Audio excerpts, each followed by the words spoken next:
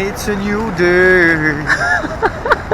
Bon bah salut à tous, ici c'est Oasi, on se retrouve pour le débrief concernant le petit voyage en Norvège avec Manu. Je vais commencer par le commencement. Donc tout d'abord on s'est levé à 4h du matin pour le premier vol. 4h10 du matin, on se réveille tout doucement. On va se préparer gentiment pour aller rejoindre le poteau Manu. Direction Bergen, on s'envole pour la Norvège. A tout de suite. Allô? Yes ma gueule. Ça va, petite gueule? Tranquille, tranquille. Prévu à 8h du mat, sachant bien qu'on doit s'enregistrer en moins de 2 heures à l'avance pour repartir nos bagages en soute. On a plus ou moins 1 heure de route d'ici à Bruxelles, du coup on s'est levé à 4h du matin.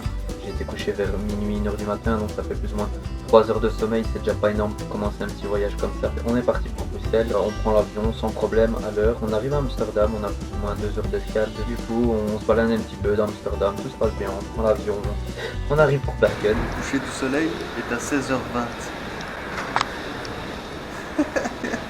Ah. On va partir à 2h du matin.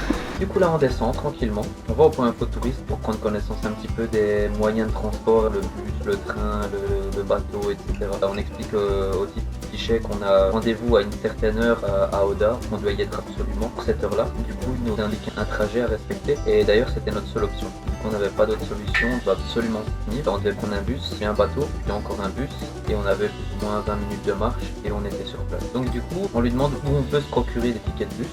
Il nous indique le magasin d'à côté, c'était une espèce d'épicerie toujours dans l'enceinte de l'aéroport. Du coup on s'y rend, on leur demande 2 tickets de bus pour aller jusqu'au bateau, donc on leur montre le trajet. Ils nous indiquent l'arrêt de bus auquel on doit se rendre pour pouvoir prendre ce fameux bus et ils nous vendent des tickets. Du coup on va à l'arrêt de bus numéro 1, c'était là qu'était censé arriver le bus, sauf qu'en fait il arrive à l'arrêt numéro 2. On monte dans le bus, on lui donne notre ticket et en fait le chauffeur de bus nous explique que c'est pas le bon ticket. On lui dit écoutez, on vient de l'aéroport, on a pris des renseignements là-bas, on a fait ce qu'ils ont dit tout simplement. Et ouais mais malheureusement c'est pas le bon ticket, donc du coup faut en racheter un, donc vous avez le droit d'en racheter un ici dans le bus.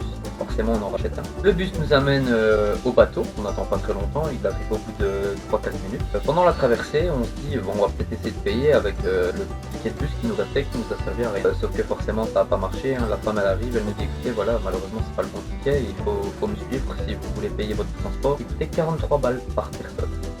C'est un petit hors budget mais bon voilà on n'a pas le choix, on va pas commencer à faire les difficiles sachant bien qu'on a rendez-vous à une telle heure. Donc on prend le bateau, la nuit commence à tomber, on arrive à la fin du trajet en bateau. L'avantage c'est qu'en fait le trajet en bateau, le prix dans le ticket du transport ça comptait aussi le bus juste après, donc ça c'est un avantage dans les 43 balles, donc ça va. On arrive au deuxième bus, on a encore une petite demi-heure de bus et nous voilà enfin arrivés à Oda, station de bus de Oda. À partir de cet endroit là jusqu'à l'établissement où on crêchait, on avait une petite demi-heure de marche. Pour le chemin on voit une petite épicerie qui était encore ouverte, on décide d'aller y faire quelques courses et on arrive devant l'hôtel. Enfin c'est pas vraiment un hôtel, c'est un établissement camping mais c'est pas vraiment un camping vu qu'on avait des chambres. Il y avait aussi sûrement des parcelles pour camper mais bon là on est en mois de novembre, il faisait moins 10 la nuit. Voilà, on n'était pas très chaud de camper dehors, on avait pris une chambre pour 2. Et on arrive devant la réception qui est fermée. C'était 21h maximum, on était là, il devait être 20h30. Je prends contact avec la personne responsable de l'agence, je lui téléphone et je lui dis écoutez voilà, on est devant la réception mais il y a personne, comment ça se passe? Et elle nous dit bah écoutez oui c'est fermé malheureusement. Je fais comment c'est fermé? Écoutez on a payé notre réservation, on aimerait bien avoir notre chambre en fait. Oui mais il n'y a pas de souci, vous voyez juste à côté de la porte en fait il y a un cadenas avec un code. Je fais oui, bah vous faites le code que je vais vous dire, vous allez avoir votre clé tout simplement derrière le cadenas. Ah ouais ça c'est chouette, donc du coup fatalement on a une autre clé, on va dans la chambre. C'était une simple pièce avec 2 lits, pas plus, une petite table au bout mais c'était vraiment une toute petite table. Donc, du coup pendant les explications téléphone, je lui dis écoutez voilà demain on doit être à Skjeggedal, c'est le point de départ pour faire l'ascension du Trolltunga. Et elle nous demande directement si on veut faire le Trolltunga. On lui dit que oui, elle nous met directement un gros stop, elle nous fait non écoutez il vous faut un guide. Je fais ah bon et pourquoi il nous faudrait un guide? Ouais parce que c'est une période super dangereuse, on le savait bien, la glisse est potentiellement mortelle, la nuit tombe très vite, il fait froid, donc voilà il vous faut absolument un guide. On teste pas trop, je dis d'accord, écoutez le truc c'est qu'on aimerait vraiment bien directement démarrer cette nuit, pour prendre connaissance aussi du tarif pour le guide. Donc elle nous fait patienter 5-10 minutes, elle nous rappelle et elle indique qu'il faut 145 € pour se payer un guide pour le Trolltunga. Donc du coup on lui explique que notre intention c'était de se rabattre sur les alentours et de faire un petit peu la visite des environs, sauf qu'en fait on avait quand même l'intention de faire Trolltunga. On passe notre fin de journée à préparer nos affaires pour le lendemain, sachant bien que les panneaux qui sont au tout début de l'ascension, ils indiquent qu'il faut démarrer l'ascension vers 9h, quelque chose comme ça. Mais vu qu'on n'était pas directement au début de l'ascension, qu'on avait quelques kilomètres à faire, on allait démarrer l'expédition à 4h du matin. Donc on se réveille vers 3h40, on fait nos affaires, on démarre vers 4h du matin. Nous voilà partis dans les petits chemins de montagne en pleine nuit. On traverse des tunnels de voitures, il n'y a aucun trottoir ou quoi caisse, mais vu qu'on est en pleine nuit, on se dit que voilà, il n'y aura pas énormément de trafic, qu'avec l'énorme lampe frontale que j'ai, on sera forcément visible. Je vais vous la montrer. Voilà. Ça, je pense qu'en pleine nuit, c'est visible. J'ai eu l'occasion de la tester. Franchement, elle va très bien. On arrive à 7h du matin à Tissedal. C'est la ville juste à côté. J'avais pris mes renseignements sur internet. C'était censé être le point de départ pour Trolltunga. Et en fait, je me rends compte que pas du tout. On a fait 8 km de 4h à 7h du mat. Et on se rend compte qu'à partir de là, il faut encore faire 8 km de plus. On est complètement déprimé. On se dit, en fait, c'est mort. On n'y arrivera clairement pas. Il dit, le jour va se lever. On va se rattraper par le temps. Du coup, on n'a pas le choix. On appelle un taxi. Elle nous amène jusqu'à l'expédition, le point de départ de l'expédition pour Trolltunga. Du coup, nous voilà en train de démarrer notre expédition à 7h30 pour Trolltunga. Les 3 premiers kilomètres, c'est uniquement des courses montées en béton. En fait, c'est la route. On fait des zigzags. Il y a au moins une quinzaine de zigzags et les routes sont de plus en plus longues. Une fois que ces 3 km sont faits, on arrive directement dans des chemins de montagne, on va dire ça comme ça. Ça commence à faire des petites vallonnées, comme ça, c'est monte, ça descend, mais ça reste encore relativement plat. À partir de cet endroit-là, on peut facilement s'y retrouver parce qu'en fait, il y a des énormes piquets tous les 15-20 mètres. En pleine nuit, quand on dirige le faisceau lumineux dessus, ça réfléchit en fait, donc il n'y a aucun moyen de se perdre durant cette partie-là de l'expédition. On continue notre chemin, il y a une bonne entente entre moi et Manu, il se casse plusieurs fois la gueule, mais je rigole de lui, Karma me rattrape, je me casse plusieurs fois la gueule aussi, ça c'est marrant. Là, les choses sérieuses commencent à arriver.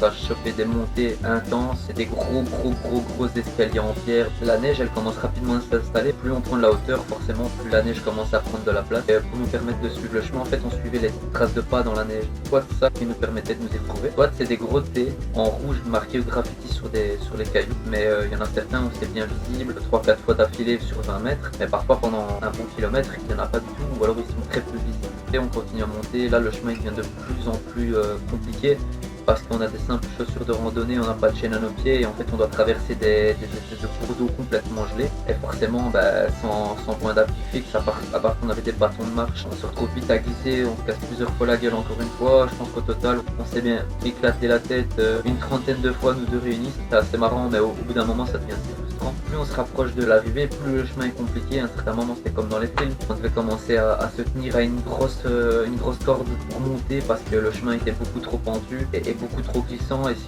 tu tombais genre 3-4 mètres à côté, un peu plus loin c'était le vide, donc là c'était la mort assurée, donc il fallait vraiment pas souffler. Un sac à dos de 10 kg, il fait froid, on a faim, on est fatigué, parce qu'avant de commencer l'ascension on avait déjà 8 km dans les jambes, donc voilà c'est assez compliqué. Plus le temps passe, plus on parcourt des kilomètres, plus ça paraît interminable en fait. L'ascension elle fait 14 km à l'aller, 14 km au retour. Il nous a mis 7 heures pour arriver tout en haut.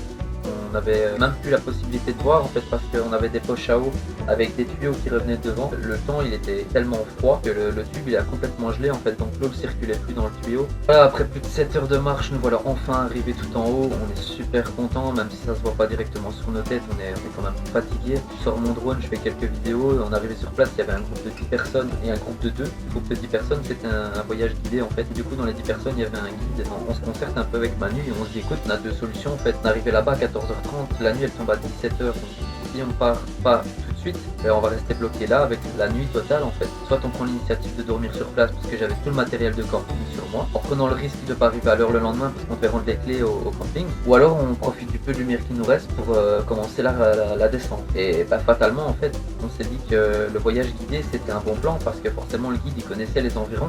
On se dépêche de faire quelques photos, quelques vidéos et on prend l'initiative de les laisser un peu partir, de prendre de l'avance, et on les a suivis. 2 heures après, il faisait nuit, on était dans les chemins de montagne, il n'y a aucun lampadaire, il a commencé à reneiger, du coup les traces de pas elles avaient complètement disparu presque. La descente elle a été un peu plus rapide, on a mis 4h30, 5h, quelque chose comme ça. Mon corps n'était pas assez préparé à quelque chose d'aussi intense, les jambes elles tremblaient, à tout moment je pouvais tomber par terre. Ça faisait chier le guide qu'on les suivit en fait, parce que on l'a pas payé, et après 5h30 nous voilà tout en bas. Il y avait encore une quinzaine de kilomètres à parcourir, qu'on est complètement KO, donc c'est impossible de refaire ça après, donc on appelle un taxi. Nous voilà rentrés à l'hôtel, on prépare les affaires pour le lendemain parce qu'on devait se réveiller et reprendre un bus pour repartir à Bergen, pour passer la nuit là-bas dans une auberge. On prend une douche, fait quelques étirements. Là on se dit tiens mais qu'est-ce qu'on vient de faire, on l'a fait quoi. Dans une période où c'est vraiment pas recommandé, sans guide. Bon après il y avait un guide sur le retour mais on l'avait pas volontairement utilisé ce guide. Voilà, on est fiers de nous franchement, on est là, on se dit mais waouh quoi, on l'a fait. coup on va coucher, on se réveille le lendemain et en fait la veille j'avais utilisé l'application des transports en commun norvégiens pour savoir quel transport je devais utiliser pour retourner à Bergen le lendemain. L'application elle détecte que je suis environ à un quart d'heure de marche de l'arrêt de bus principal qu'on devait utiliser. Donc je dis ça va, le bus il était à 14h25, quelque chose comme ça. On se dit qu'on va démarrer à 14h pile pour être vraiment dans les temps. On démarre, je prépare mon Google Maps. Sauf qu'en fait mon Google Maps il m'indique qu'il y a entre 30 et 33 minutes de marche, quelque chose comme ça. Déstabilisé, on se dit mais merde on va louper le bus, du coup on se dit putain on n'a pas le choix, on a les jambes en compote, mais on dit tant pis, faut courir. Et là on voit que malgré le fait qu'on court, on a rattrapé quelques minutes, mais on voit qu'on rattrapera pas le temps perdu. Du coup on se dit ben on s'est mort en fait, on va le louper. Et dans ma détresse je me dis mais simplement je vais essayer de faire du stop, qui sait ça va peut-être marcher. À partir de ce moment là j'entends un moteur derrière moi, et là je crois que j'ai battu un record. Je crois que j'ai levé mon pouce 6 ou 7 secondes, la voiture elle s'est arrêtée. Ça part sur du stop.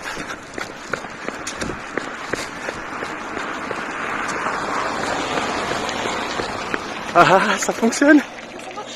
Le type il nous demande où on veut aller, on lui dit qu'on a un arrêt de bus à rejoindre, sinon on risque de louper notre transport et de potentiellement rester bloqué en Norvège. On met nos affaires dans le coffre, il nous amène à l'arrêt de bus. Et du coup grâce à lui on a eu le transport, c'était super sympa de sa part. Donc on prend le bus, on arrive à la gare, on a quand même une bonne heure devant nous avant de prendre le train. Du coup on prend le train et on arrive enfin à Bergen. De là j'utilise mon Google Maps encore une fois pour rejoindre le logement que je pensais qu'on allait dormir à cet endroit là en fait. Et encore une fois il n'y a pas de réception. Du coup je téléphone et je lui fais écoutez voilà on aimerait bien passer une nuit chez vous. Mais voilà, il n'y a pas de réception, comment ça marche? Bah en fait, il faut uniquement réserver sur Booking, en fait, c'est uniquement de la réservation online. Ils vous envoient un code pour pouvoir ouvrir la porte. On fait d'accord, on va faire ça, mais avant toute chose, on aimerait bien savoir si vous avez des casiers en fait, parce qu'on aimerait bien aller manger et pas commencer à marcher avec nos sacs à dos pendant quelques kilomètres dans la ville. Elle nous fait non, malheureusement, il n'y en a pas, et si vous le laissez là, ça à vos propres risques et périls, en fait, c'est uniquement sur votre responsabilité. Moi et Manu, on se concerte et on se dit, bah en fait, c'est mort, on va pas dormir là, du coup, on cherche sur Booking un autre établissement, si tu es pas très loin. Genre à 1 km, donc on arrive à l'hôtel, le type au guichet vraiment super sympa, il nous indique si on veut reprendre des transports en commun pour aller jusqu'à l'aéroport le lendemain, il faut utiliser le métro parce que c'est moins cher. Si on a faim, il faut aller dans l'épicerie qui se trouve juste en face parce que c'est aussi moins cher.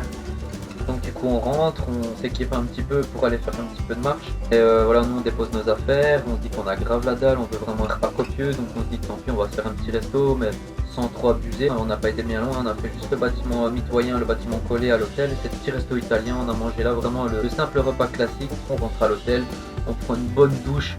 En plus le sol il était chauffé, c'était un chauffage intégré dans le sol, franchement ça m'était trop bien, c'était vraiment top. Et le lendemain donc on prépare nos affaires, on quitte l'hôtel et on va au métro. C'était un terminal, donc du coup il y avait deux métros l'un côté de l'autre. Les deux métros avaient le même numéro, donc on dit bah on va prendre un des deux, c'est pareil. On rentre dans un métro, on voit que le temps passe, 5-6 minutes après l'horaire prévu, on voit que le métro a toujours pas démarré. Et en fait au fur et à mesure, au compte-gouttes, tous les passagers du métro, ils étaient sortis, ils avaient pris le métro d'à côté. Et au moment où on se décide en fait de faire comme eux, donc de quitter ce métro là pour aller dans celui juste à côté. Dès qu'on rentre à l'intérieur, en fait le métro il ferme ses portes et il part. Waouh, on l'a échappé belle en fait, c'était tout juste. On se retourne et en fait le métro dans lequel on était, il était en train de changer de voie en fait, un itinéraire totalement différent et on a tout juste eu le temps de prendre le bon métro. À partir de là, du coup on arrive enfin à l'aéroport, on attend un petit peu, on prend l'avion en direction Amsterdam, puis on termine enfin le vol. On atterrit à Amsterdam. Puis il restait plus qu'une seule escale et nous voilà de retour à Bruxelles. Les jambes en compote, mais fiers de nous d'avoir fait ce Trolltunga de ouf dans une période où c'est vraiment pas recommandé, potentiellement mortel. Il a fait froid, on était claqués, on a fait des kilomètres, on n'avait pas beaucoup dormi, ouais, c'était un truc de fou quoi. Franchement, on l'a fait quoi. Putain, on peut être fiers de nous. Je remercie vraiment Manu de m'avoir suivi dans une mission suicide comme ça parce que fallait vraiment avoir la tête froide et garder la tête sur les épaules pour pouvoir faire un truc pareil. C'est pas donné à tout le monde de faire ça en fait. Et grâce à lui, on a pu terminer avec succès cette expédition en Norvège. C'était le petit débrief concernant le petit voyage en Norvège. Si vous avez kiffé cette petite vidéo, je vous invite à laisser un like, à vous abonner, à activer la petite cloche des notifications, à mettre des commentaires pour savoir ce que vous en avez pensé. On fait des choses, hein. Ouais, je sais bien, désolé. Merci d'avoir regardé cette vidéo et je vous dis à la prochaine.